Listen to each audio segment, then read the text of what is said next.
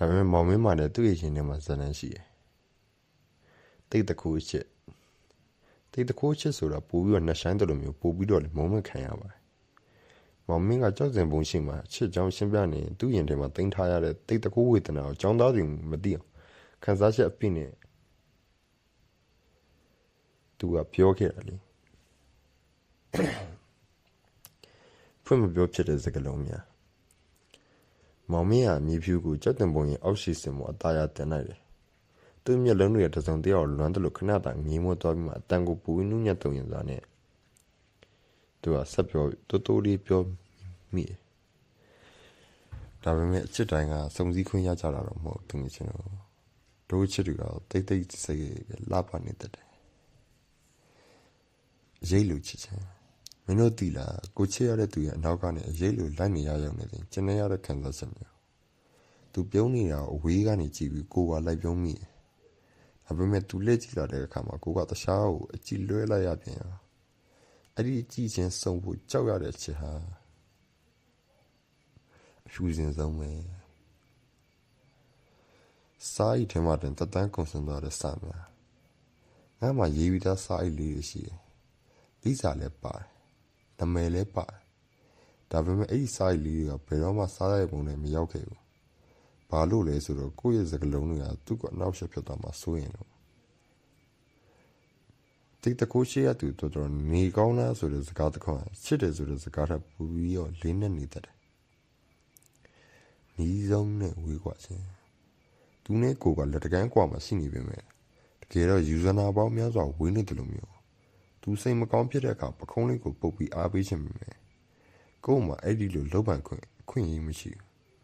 အဲ့ဒီလိုအခွင့်အရေးမရှိတဲ့ခြားကပဲသူ့အတွက်အရာပြီးဆက်ဖို့အသင့်ဖြစ်နေအဲ့ဒါအတိတ်တကူအချင်းမြင့်မြတ်မှုပဲအဲ့ဒီမောင်မင်းကတောင်းနေကြတော့ကြောက်တယ်ပုံမှာတိတ်တကူဆိုတဲ့စကားလုံးမျိုးကိုတိတ်လေးရေးလိုက်ပြီးတော့ခမ်းပင်တစ်ပင်တန်းတွေငေးချင်နေဆုံးသက်သွားအဲ့ကျွန်တော်ဒီဇလန်ကိုပြောရင်တကယ်တော့အချစ်ဆိုတာပိုင်ဆိုင်ရမှအဓိပ္ပာယ်ရှိရမှာပေါ့ခါသလင်မာတော့တယ်သူ့ကိုပြောရှင်ခွင့်ပေးပြီးတော့ကိုကအဝေးကနေစီးတောင်းပေးနေရတာကပဲပို့ပြီးတော့ romantic ဆန်ပါကျွန်တော်တို့ခင်ဗျားတို့မှလည်းဒီလိုဖွင့်မပေးရသေးတဲ့အချစ်တွေရှိသေးတယ်အဲ့ဒါမြင်မြင်နုံနုံနဲ့ပဲတင်းဆဲထားလိုက်ပါဘာလို့လဲဆိုတော့အဲ့ဒါမင်းရဲ့နှလုံးသားရဲ့အလားပါဆုံးလို့ချက်မလို့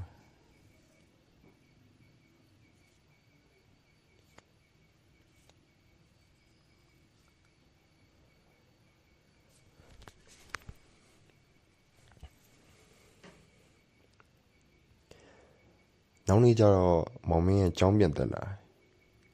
ဒါပေမဲ့သူကကျောင်းဝင်တွေ့တဲ့စာတွေသူပုံမှန်တိုင်းတင်တယ်ဒါပေမဲ့ညနေခင်းချင်းကျတော့ကျောင်းသားတွေကသူ့ကိုထပ်ပြီးတော့တောင်းဆိုတယ်ဒီကိစ္စနဲ့ပတ်သက်ပြီးအဲ့မှာမောင်မင်းကသူ့ရဲ့တာမခံစားချက်တဲ့ကျွန်တော်မျိုးဘဝဇာတနာတစ်ခုအနေနဲ့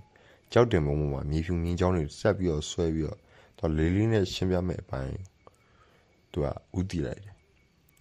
အခြေခံမူတည်စားပေါ့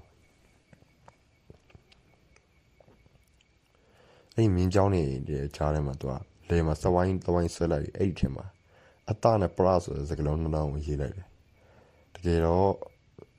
အချက်ဆိုတာနှလုံးသားကထွက်လာတဲ့လက်စစ်လိုင်းတစ်ခုတည်းမဟုတ်ဘူးတကယ်ချင်းတို့အဲ့ဒါငါဆိုတဲ့အတကိုဖျက်ဆီးပြီးသူဆိုတဲ့ပရလောကထဲကိုကူးပြောင်းသွားတဲ့ဝိညာဉ်ရေးကတော်လည်းရေးတစ်ခုပဲစန့်ကျင်ဖတ်များကြီးညီညွတ်ခြင်းမင်းတို့ကြည့်လိုက်စမ်းလောကမှာအလင်းရှိရင်အမောင်ရှိတယ်အပူရှိရင်အေးရှိတယ်ရှစ်ဆိုတာလည်းအဲ့ဒီလိုပဲပျော်ရွှင်မှုနဲ့နာကျင်မှုကဒင်္ဂါပြတစ်ခုရဲ့ခေါင်းနဲ့ပန်းလို့ပဲနာကျင်မှုကိုကြောက်နေရင်မင်းတို့အချစ်စစ်ဘယ်တော့မှတွေ့မှာမဟုတ်အချစ်စစ်ဆိုတာနာကျင်မှုကိုတီးလီရဲ့နဲ့လက်ခံရတဲ့တတ်သိကိုခေါ်တာမှန်တခုကဲ့သို့ချစ်ငါတို့တစုံတယောက်ချစ်မိတဲ့အခါတကယ်တော့ငါတို့ကသူ့ကိုချစ်နေတာလည်းမဟုတ်သူ့ရဲ့မျက်ဝန်းထဲမှာထင်ဟပ်နေတဲ့ငါတို့ရဲ့အကောင်းဆုံးပုံရိပ်ကိုရှာဖွေနေကြတာအချစ်ဆိုတာကိုပြန်ကြည့်ရတဲ့မှန်တစ်ချက်တစ်ခုပဲသူကမင်းကိုပိုကောင်းတဲ့သူဖြစ်အောင်တွန်းအားပေးနေသလားဒါမှမဟုတ်မင်းရဲ့အရေးချင်းတွေကိုမင်းမွေ့စီသလားအဲ့ဒီအဖြစ်ပေါ်မှာမင်းရဲ့အချစ်ဟာ ဒါတနာမြောက်မမြောက်ဆုံးဖြတ်ရလိမ့်မယ်လွတ်လပ်ချင်တဲ့ချီနှောင်ခြင်းချစ်မှကြီးမားဆုံးသဒ္ဒနာကတော့လွတ်လပ်ခွင့်ပဲငါကလေးတစ်ကောင်ချစ်လို့လောင်လေးထည့်တိုင်းအဲ့ဒါအတပြည့်မှုဖြစ်တယ်သူ့ကိုကောင်းကင်မှာပြတန်းခွင့်ပေးပြီးကိုယ်စီပြန်လာမယ့်အချိန်ကိုယုံကြည်မှုနဲ့စောင့်နေတာကမှအချက်ချီနှောင်မထားပဲမြဲမြံနေတဲ့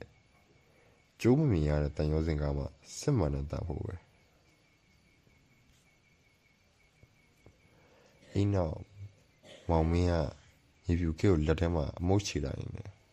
လေးနဲ့တဲ့အကြည့်နဲ့ကြောင်းသားတွေတယောက်ချင်းစီကိုလိုက်ကြည့်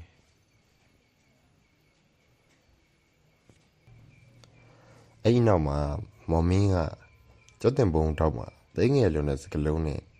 အမ်ဆိုရက်အစစကလုံးလေးဆိုတာကိုရေးပြီးမှချက်ချင်းပဲပြန်ဖြတ်လိုက်တယ်သူ့မျက်နှာမှာတော့နောင်တနဲ့အဖြုံးတစ်ခုရောရှက်နေ